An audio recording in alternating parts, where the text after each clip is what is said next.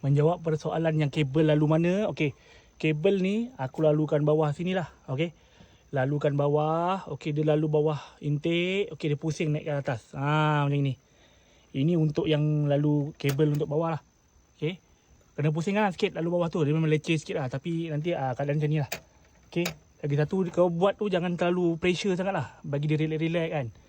Bagi dia jangan sangkut apa-apa lah. Macam ni lah cara dia. Okey, yang untuk yang tadi tu, ni untuk regulator regulator mid petrol ni kita pusing ke bawah lah. Pusing ke bawah. Okey, yang untuk hose ni, regulator ni ada hose angin vacuum dia. Jadi kita kena cari yang panjang sikit, kita tukar lah. Sebab apa? Dia dah ngalir ke bawah kan. Dia dah ngalir ke bawah. Pusingkan lah ke bawah. Nanti jadi pipe nanti yang depan sana belakang tu kena bengkokkan sikit. Yang belakang sana tu, pipe yang petrol tu daripada fuel pump tu kena bengkokkan sikit ke bawah. Bagi dia jangan pressure lah. Okey, nanti cun-cun macam ni lah jadinya. Macam tu.